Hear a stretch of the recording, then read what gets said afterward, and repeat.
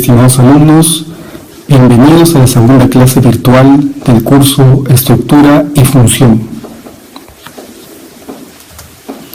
En la segunda semana tocaremos los temas tejido muscular y nervioso y términos anatómicos y estructura general del cuerpo humano. El logro de la semana 2 es el siguiente.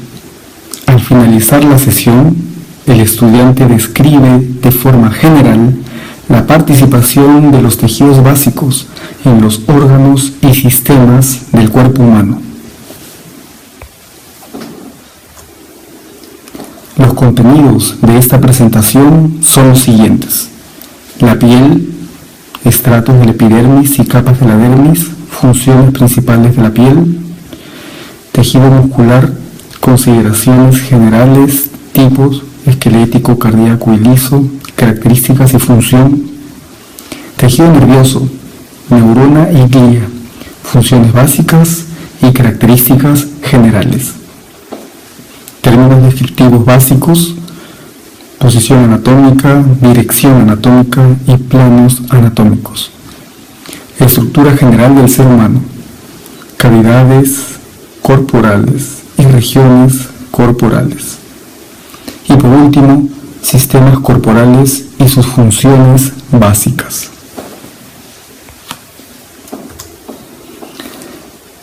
La piel tiene como estructura la epidermis y la dermis, y entre ellas se encuentra ubicada la unión dermo-epidérmica. La piel está compuesta de millones de células, terminaciones nerviosas, sensores nerviosos, vasos sanguíneos y glándulas sudoríparas y sebáceas, tal como se muestra en este cuadro. Como repaso de la sesión teórica de la semana 1, podemos ver que la piel integra tejido de tipo epitelial y conectivo. Explicaré a continuación. La piel es una estructura compuesta por 1. Epidermis, que es la capa más externa de la piel. Se trata de epitelio poliestratificado plano queratinizado, cuyas células se llaman queratinocitos, y está subdividido en 5 capas. Conforme van ascendiendo estos queratinocitos, van especializándose en su función de protección y como barrera contra infecciones. La epidermis en orden de ascenso, las capas son las siguientes. 1. Estrato germinativo o basal, constituida por queratinocitos en mitosis y melanocitos, cargados de melanina, y son responsables del color de la piel. Absorben la radiación ultravioleta. 2. El estrato espinoso. 3. El estrato granuloso, por la presencia de gránulos de queratohialina, que son necesarios para la formación de queratina. Otra capa, el estrato lúcido, y por último, el estrato córneo, que es la capa más resistente a la abrasión. Las células de esa capa no presentan núcleo y van desprendiéndose diariamente. Los queratinocitos están adheridos entre sí por estructuras especializadas llamadas desmosomas. La unión dermoepidérmica, conformada por la membrana basal y las papilas dérmicas, tienen función de estabilizar esta unión. La dermis se divide en dermis papilar y dermis reticular. La dermis papilar está formado por tejido conectivo laxo y conformado por crestas y surcos que generan las huellas digitales únicas de cada individuo. La dermis reticular está formado por tejido conectivo denso y es una red de fibras colágenas y elásticas, de terminaciones nerviosas para el dolor, para la presión, tacto, temperatura y vasos sanguíneos, glándulas sudoríparas, sebáceas y folículos pilosos.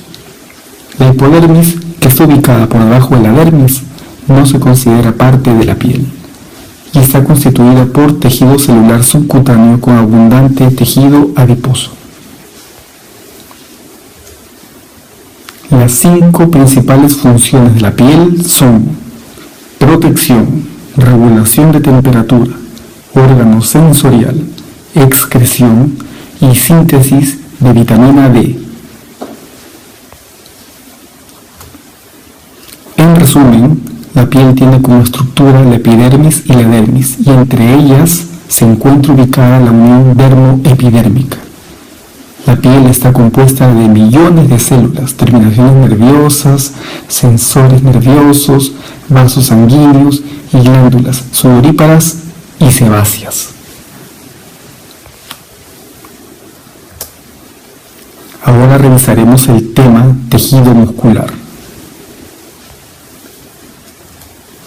El tejido muscular tiene como característica la capacidad de contraerse ante un estímulo.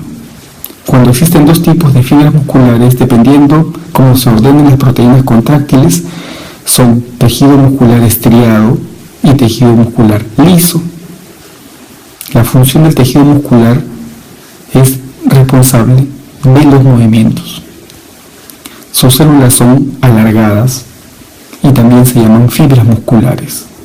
Están especializadas en la contracción muscular. El tejido muscular estriado, de acuerdo a la disposición de sus proteínas, se subdivide en esquelético y cardíaco. En este cuadro observamos las diferencias entre el tejido muscular estriado esquelético y el tejido muscular estriado cardíaco.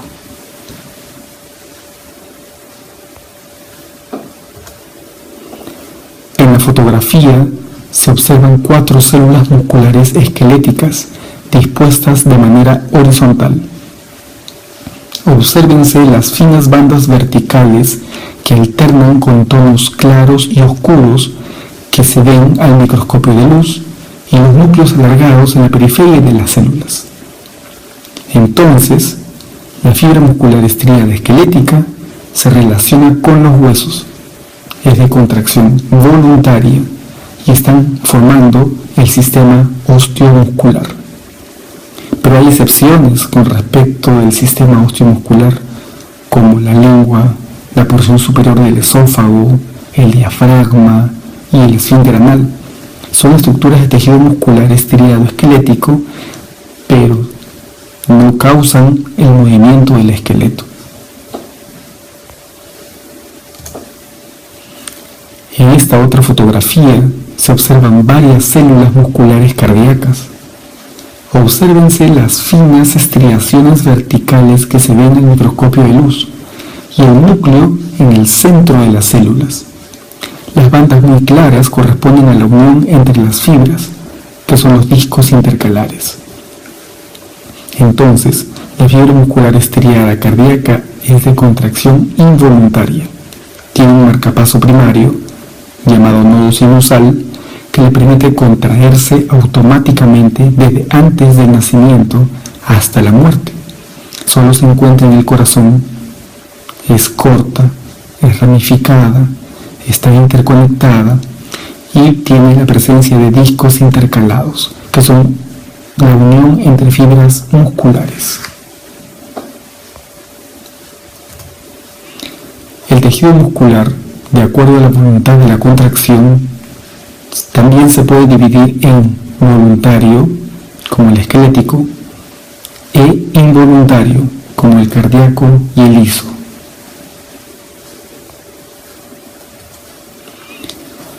Se observan varias fibras musculares lisas, sin estriaciones. Es el tejido muscular liso. El tejido muscular liso es de contracción involuntaria, con un solo núcleo central y no presenta estrías, y por esta razón se considera lisa. Estas fibras lisas se encuentran distribuidas principalmente en estructuras tubulares y se encuentran en la vejiga, en el uréter, en el sistema excretor, en las venas, arterias y arteriolas. Van a producir constricción de la luz cuando éstas se contraen. También producen peristaltismo cuando se disponen en sentido longitudinal, por ejemplo en los intestinos, empujando el contenido intestinal desde un extremo hacia el otro.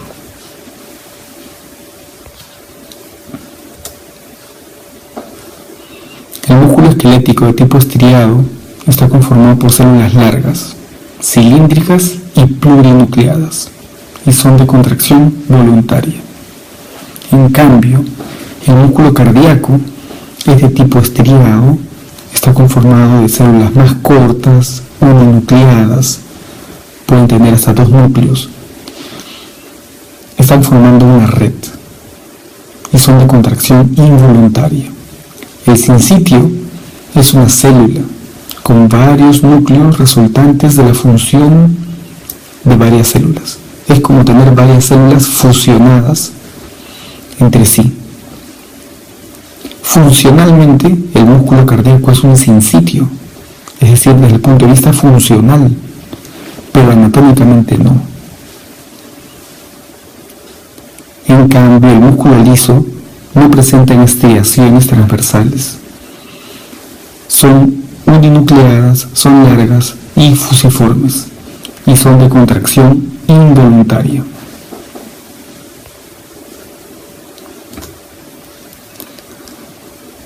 Aquí tenemos un resumen de tejido muscular que puede ser esquelético, cardíaco o liso, y las características que observamos en cada uno de estos tipos de tejido muscular.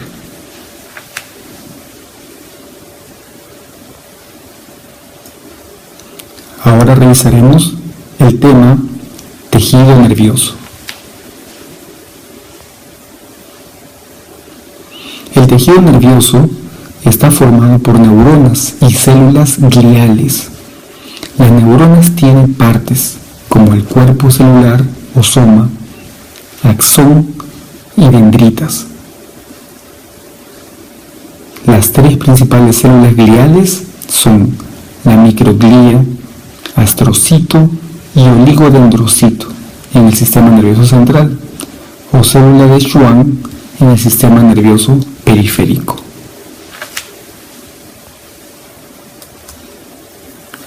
El tejido nervioso tiene como funciones la rápida comunicación entre distintas estructuras y también el control de las funciones corporales. El tejido nervioso posee 2 características que le permiten realizar estas funciones: excitabilidad y conductividad. Entonces, el tejido nervioso está compuesto por 2 tipos de células: las neuronas y la neuroglía, o también llamada glía.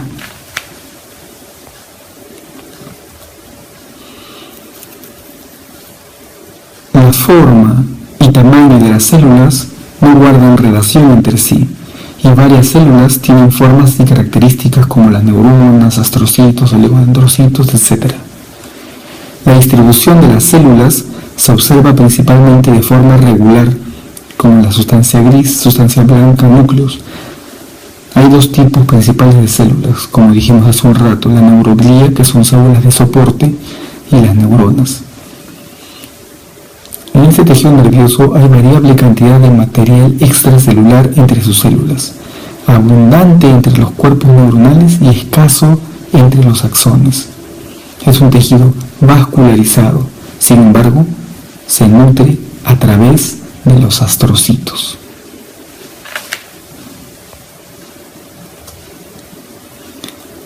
Tenemos acá una fotografía de una neurona. Se observa claramente su cuerpo o soma con su núcleo, así como sus prolongaciones citoplasmáticas.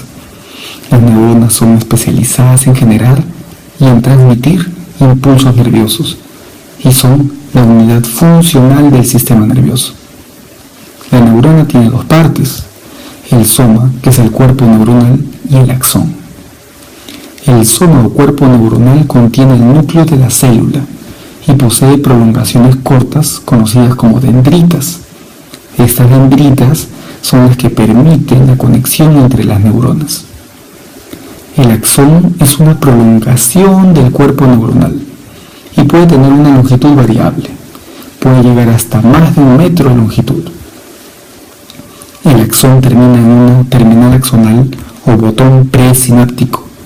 Este terminal axonal puede conectar a la neurona con el cuerpo neuronal de otra neurona, puede conectarlo con la dendrita de otra neurona o lo puede conectar con el músculo o con una glándula. La neurona se observa como la célula más grande y el resto de células son las glías o neuroglías. Las glías son un grupo de células que brindan sostén, protección y conexión con el sistema nervioso. Son tres las fundamentales. Astrocito forma la barrera hematoencefálica, oligodendrocito produce la mielina en el sistema nervioso central y microglía, que son células de defensa. Sabemos que las células de la neuroglía proporcionan sostén estructural y funcional. No conducen impulsos nerviosos, pero unen a las neuronas entre sí. Por ejemplo, intervienen en la nutrición, el astrocito. Intervienen en la actividad eléctrica de las neuronas, los oligodendrocitos, en el sistema nervioso central, formando la mielina, o las células de Schwann, formando mielina en el sistema nervioso periférico. En esta fotografía, hecha con tinciones de oro, se pueden observar numerosos astrocitos con múltiples prolongaciones citoplasmáticas. Estas células tienen como función dar soporte y protección a las neuronas. El tejido nervioso está formado por neuronas y células gliales, ya se mencionó. Las neuronas tienen partes, cuerpo celular o soma, axón y dendritas, y las tres principales células gliales son la microglía, astrocito y oligodendrocito. Entonces, los cuatro tipos de tejidos básicos principales son epitelial, conectivo, muscular y nervioso. Los tejidos que no correspondan al epitelial, muscular o nervioso están dentro del grupo de tejido conectivo y se observan en la imagen todos agrupados por debajo del brazo y antebrazo. Términos anatómicos y estructura general del cuerpo humano. Para la descripción del cuerpo humano es necesario hacer uso del lenguaje anatómico hablado, discusión clínica, y del lenguaje anatómico escrito, la historia clínica. El lenguaje de la anatomía o lenguaje anatómico está formado por una serie de términos que describen con una adecuada exactitud las estructuras que forman el cuerpo humano. Las palabras utilizadas en este lenguaje de la anatomía derivan de términos latín y griego, que permiten realizar una comunicación eficaz entre todos los profesionales de las ciencias de la salud.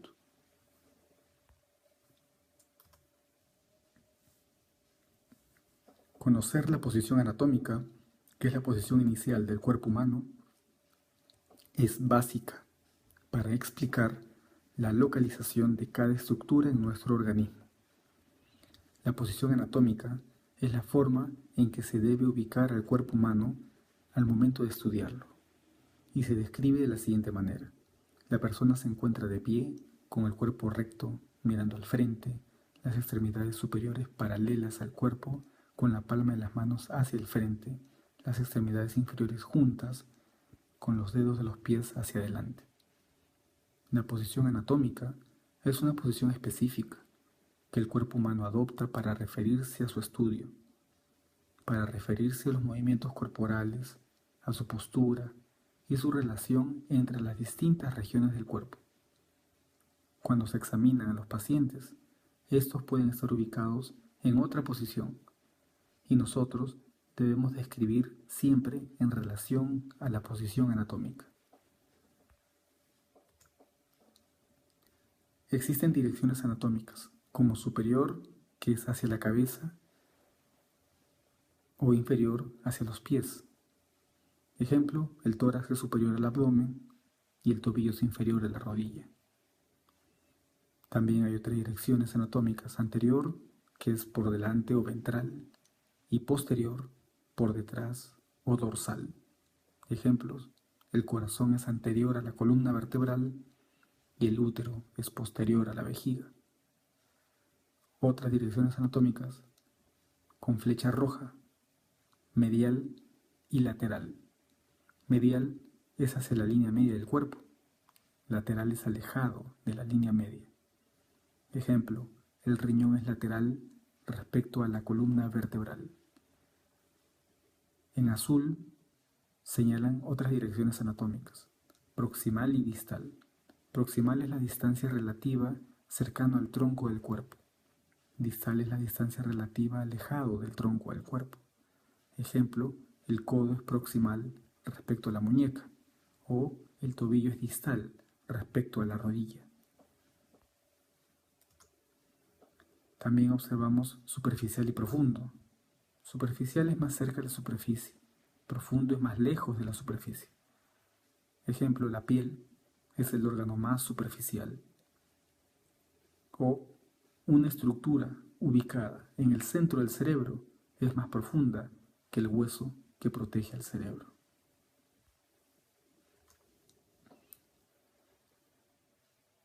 El cuerpo humano puede ser dividido por planos imaginarios o planos anatómicos. Los tres principales planos anatómicos son: 1. Sagital. Sagital porque divide el cuerpo humano en lado derecho e izquierdo. 2. Coronal o frontal, que divide el cuerpo humano en una región anterior y otra posterior.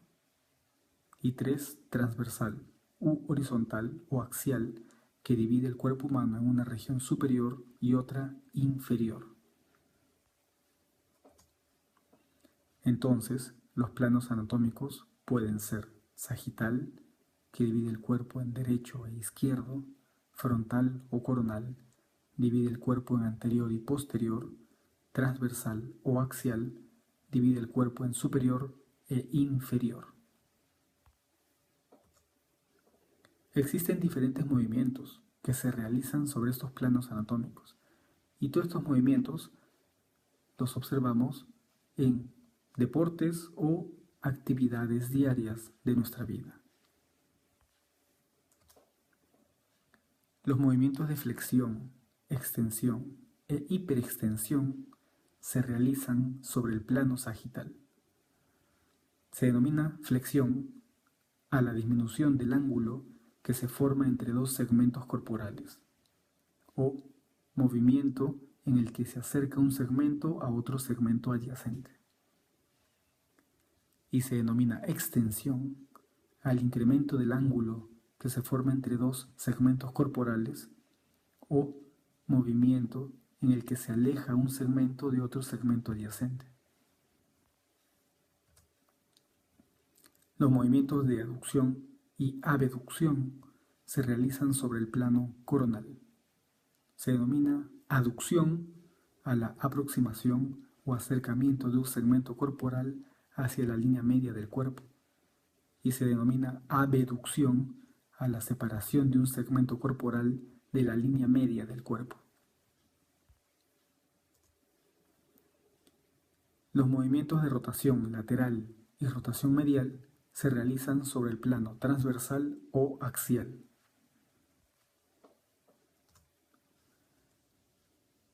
Existen movimientos especiales de la mano y del pie. Movimientos de la mano se denomina pronación a la rotación interna del antebrazo, que se realiza a expensas del plano transversal y permite situar la mano con el dorso hacia arriba. Y se denomina supinación a la rotación externa del antebrazo, que se realiza a expensas del plano transversal y permite situar la mano con el dorso hacia abajo. El pie tiene movimientos de eversión e inversión. Se denomina eversión al movimiento del centro de la planta del pie hacia afuera del plano sagital medial. En cambio, se denomina inversión al movimiento del centro de la planta del pie hacia adentro del plano sagital medial.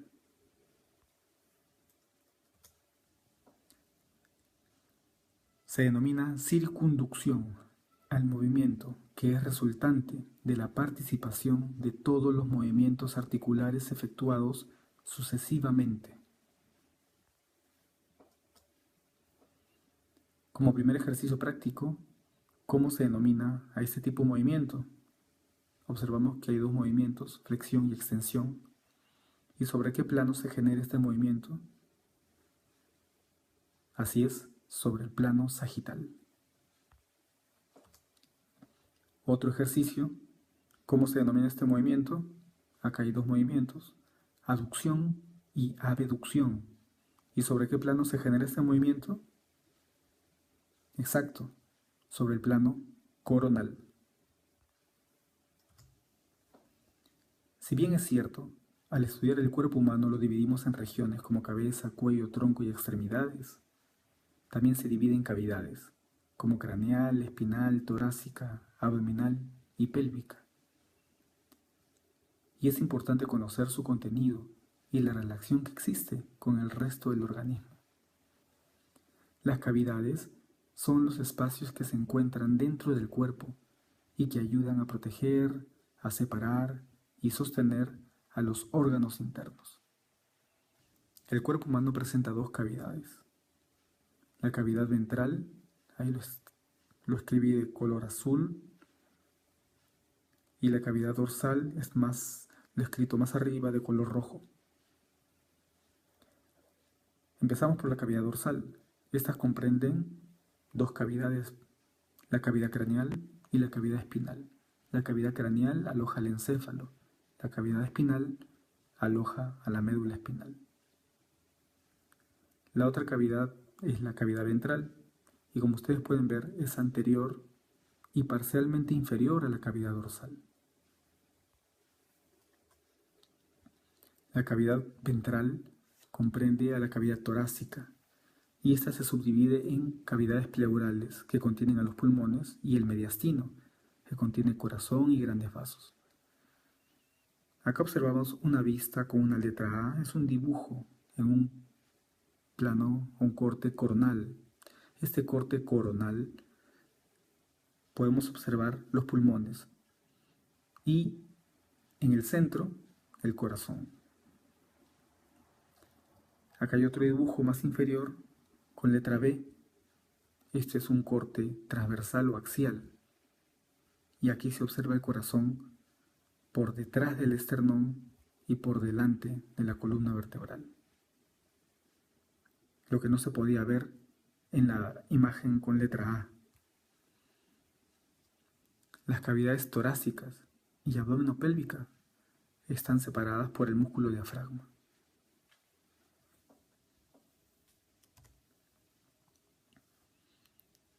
Esta es imagen de cavidad abdominal o abdominopélvica. Esta imagen es en una vista transversal o axial, en donde la persona se encuentra echada boca arriba. El término anatómico es decúbito dorsal. Desde ahora se va a utilizar ese término. Los pies están proyectados hacia nosotros y la cabeza hacia atrás. Por lo tanto, hay un lado que es izquierdo, otro lado es derecho, un lado anterior y el posterior, obviamente apoyado sobre la columna vertebral. En estas imágenes se pueden correlacionar los órganos observados en la imagen A, que es la imagen del dibujo, con la imagen B, que es la imagen de la tomografía, en donde reconocemos órganos por su ubicación y órganos por su forma. Y además determinamos su ubicación respecto a otros órganos del cuerpo. Por ejemplo, el estómago es anterior a la columna vertebral. El vaso es posterior al estómago.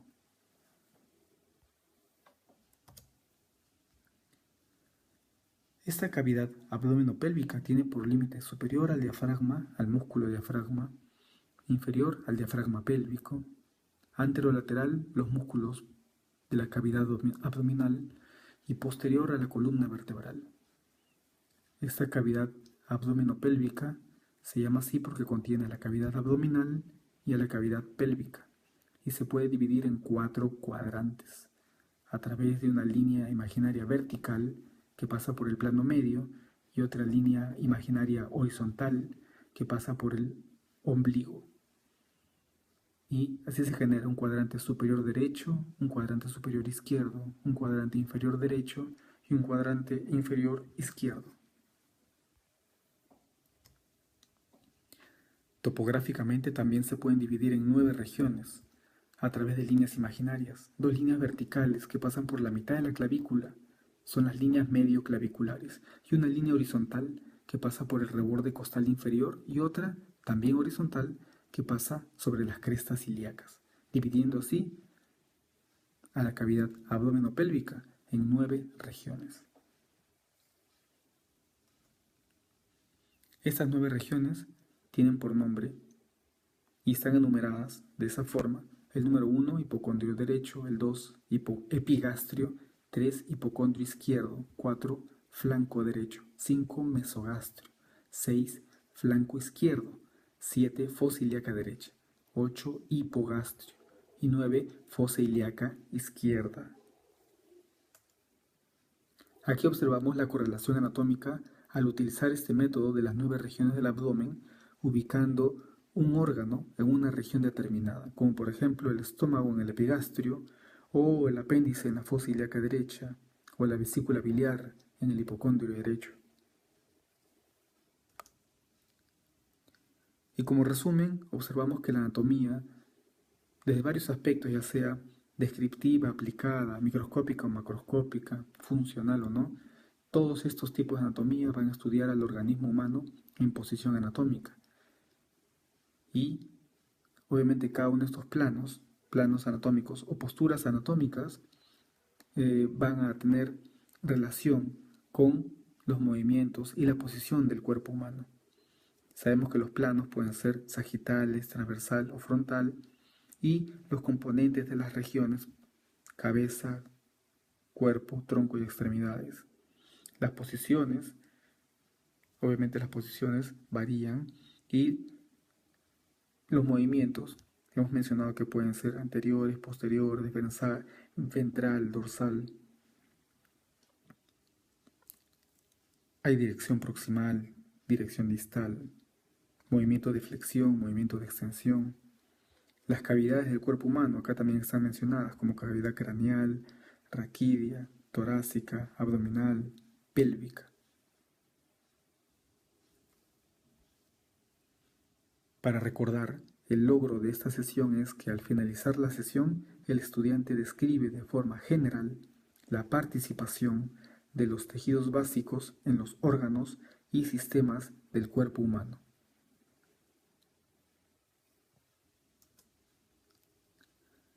Como conclusión de la sesión, la piel tiene como estructura la epidermis y la dermis.